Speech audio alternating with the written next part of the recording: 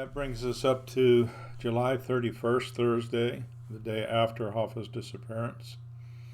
And Chuckie O'Brien is dropped off early morning, 7 o'clock, at the Marcus Red Fox in the North End parking lot, as usual. While he's there, by the way, I found out that Jack Millen, who was the founder of Jack's Car Wash, the Millen family was pretty close to O'Brien and knew him well.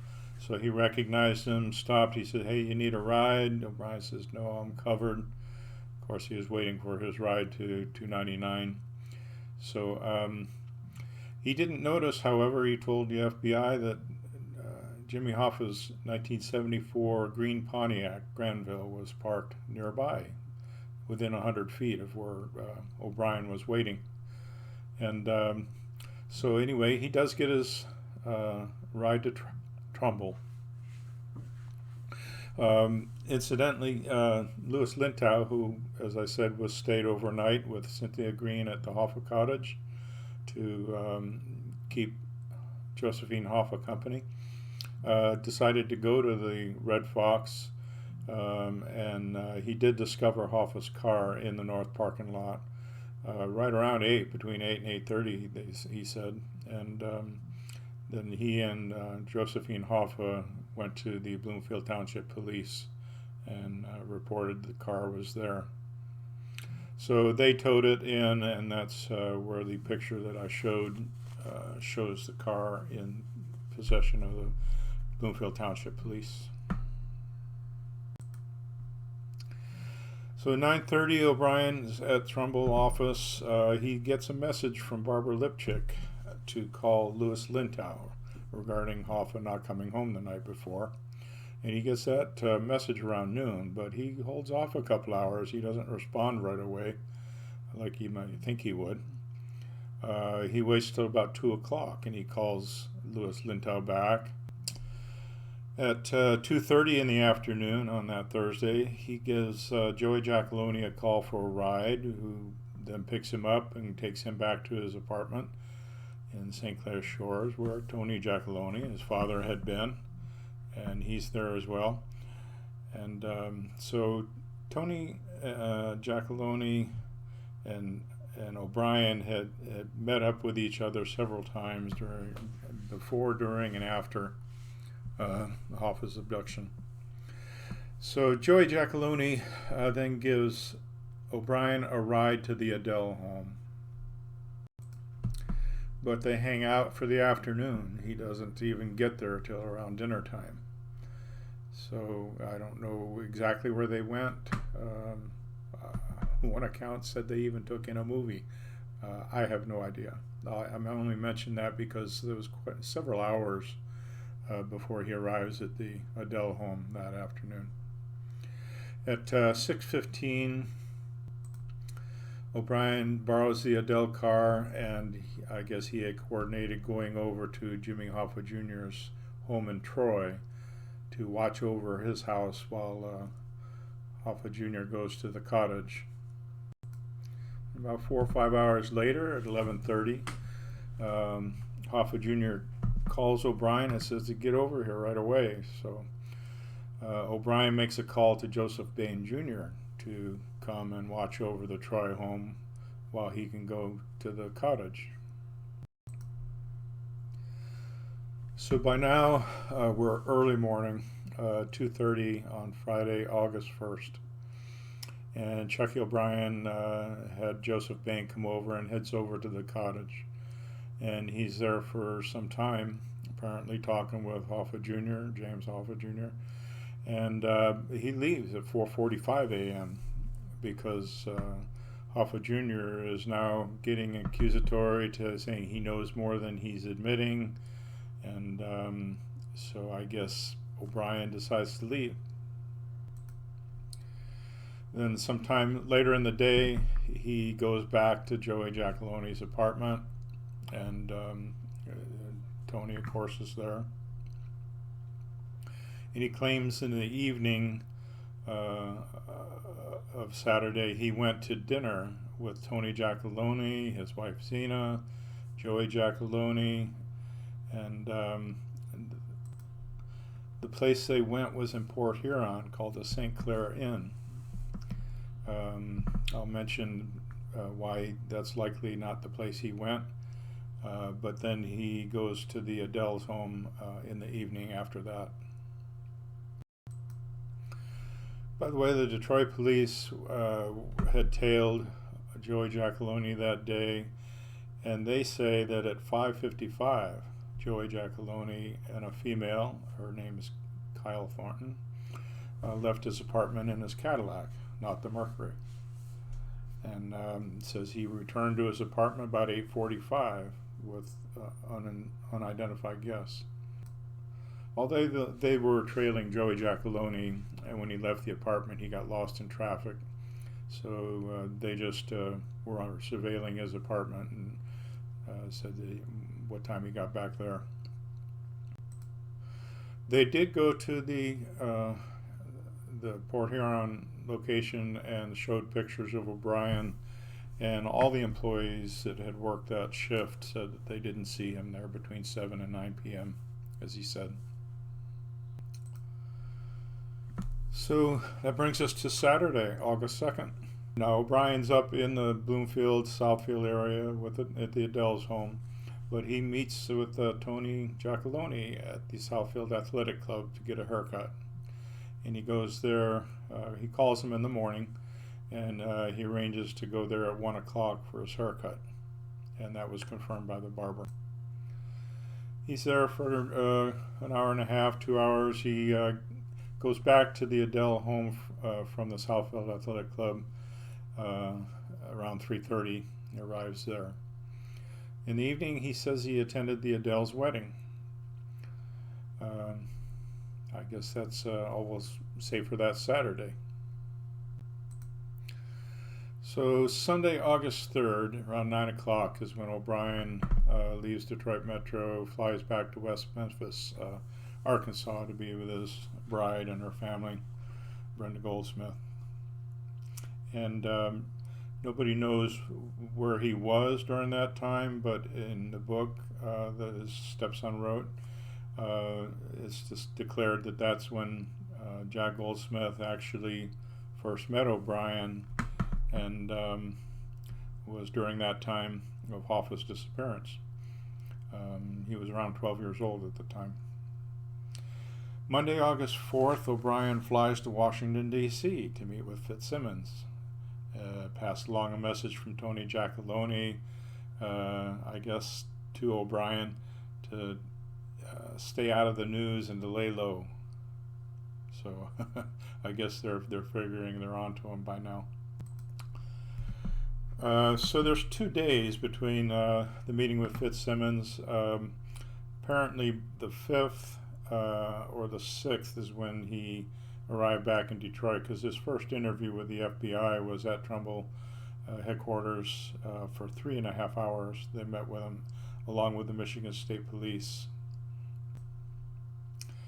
During the interview, he forgot to mention that he was in New York 2 days before, but that came out when he was interviewed again August 18th, which was a good 11 days later. And that Fitzsimmons was the one that suggested he go see the FBI in Detroit. So that's it for the testimony right now. We'll dig into some more later. Let me finish off this chapter 7 with some of my own comments here. I did mention that on the morning of the disappearance, the 30th, that there was a flight to Toronto planned, and that O'Brien missed that. Holmes Sr. was left, waiting for O'Brien. Had no idea he was going to cancel the trip, so he was waiting for him at Detroit Metro Airport. So at the time, this is early morning, that Robert Holmes Jr. had picked him up because he got a call saying he needed a ride, impromptu ride. So there's no sign of the fish yet. Why he canceled that Toronto meeting, according to Frank Fitzsimmons, who stated later that there was no urgency for him to pack up. He could have gone to that meeting. It was a union conference in Toronto. So this urgency doesn't seem to be real. Uh, I think he probably already knew that this fish was on its way and that he would be busy that day with something else, and it wasn't packing up his office. But according to O'Brien, he was just packing up, and suddenly this fish shows up and he volunteers to deliver it. No big deal. One big question also about the 30th is the Southfield Athletic Club. Did Chuckie O'Brien go there or not? So which time did he lie? Did he lie about going there or lie about not going there?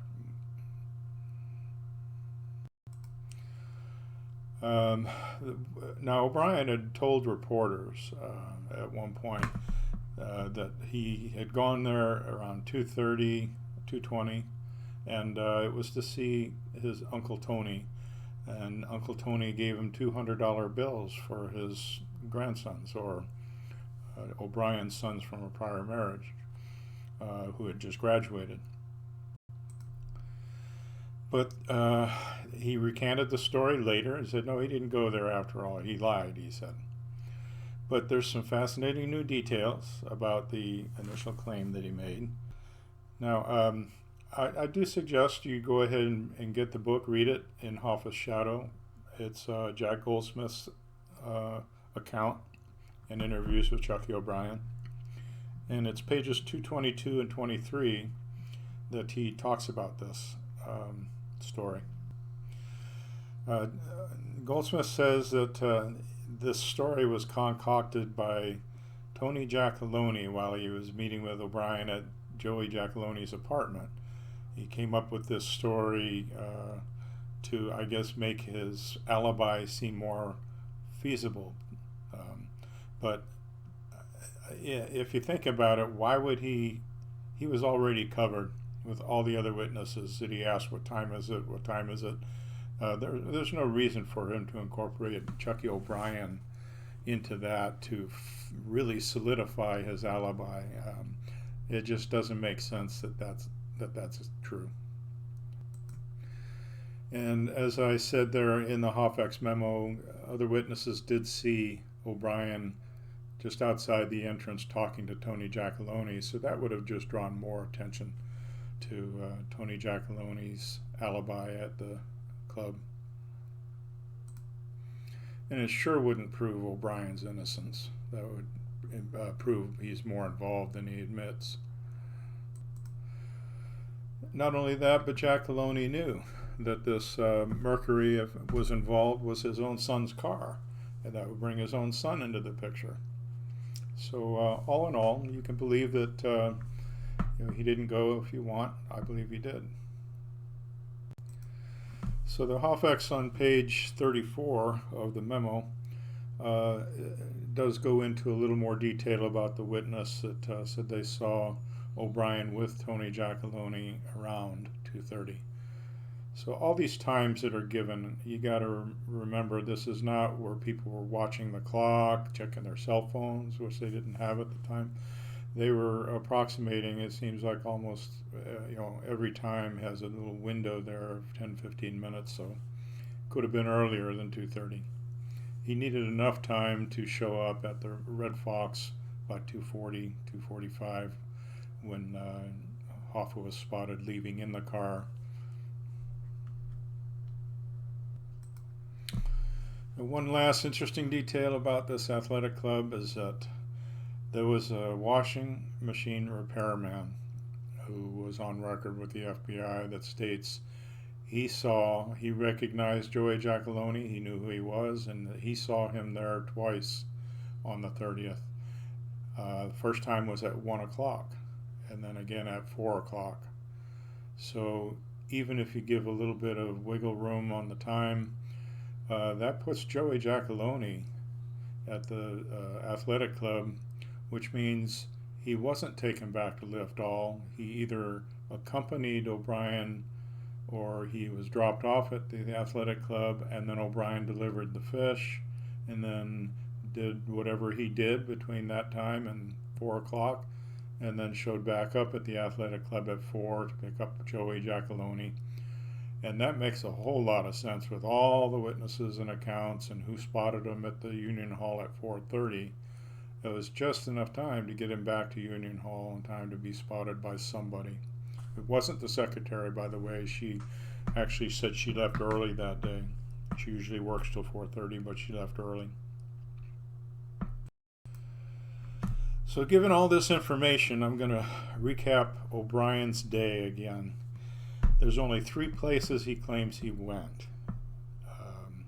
In the end, take both interviews, the 6th and the 18th.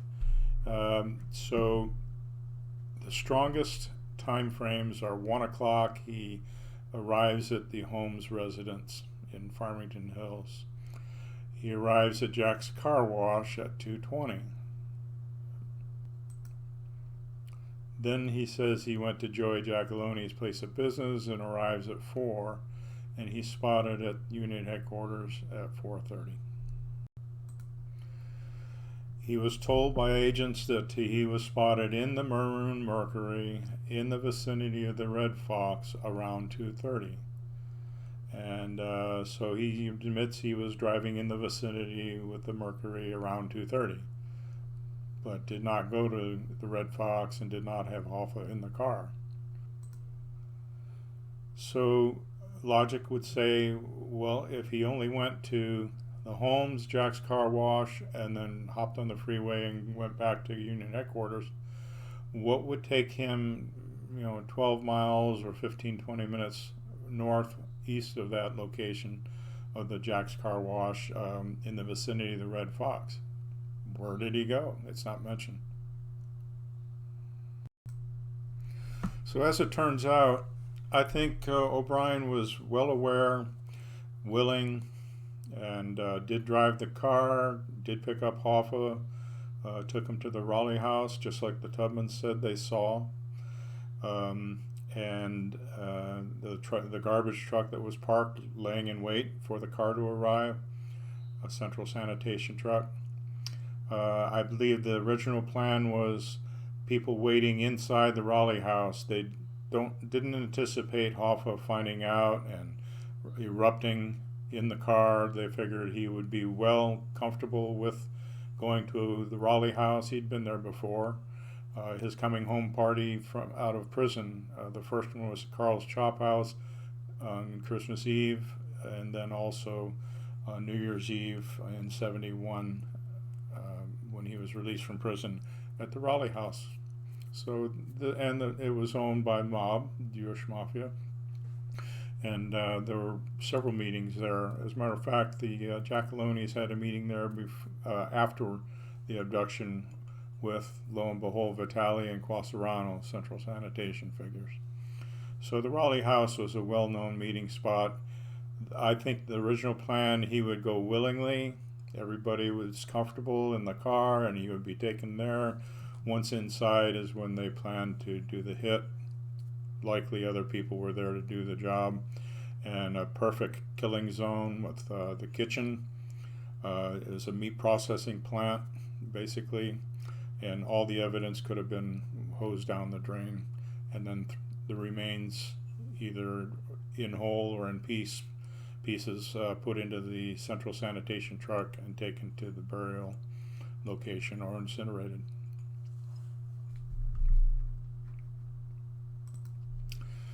You got to remember too, O'Brien, I don't think was unwilling, because he had already told everybody. He was spreading the story that Hoffa was a rat and he was going to oust the mob from the union and stop making loans, and was actually undercover for the feds. They were going to take down the mafia, and Hoffa was going to help. Now, Hoffa Jr., just so you know, didn't retire until just recently, last year, I believe, as president of the Teamsters in 91. In that time frame is when he became president of the Teamsters, and he did eventually, by the end of the 90s, weed all of the corruption out of the union, and I believe that's exactly what Jimmy Hoffa had planned to do, to get his deal for running again in 1976. So thank you again. I'll look forward to Chapter 8 on my next blog.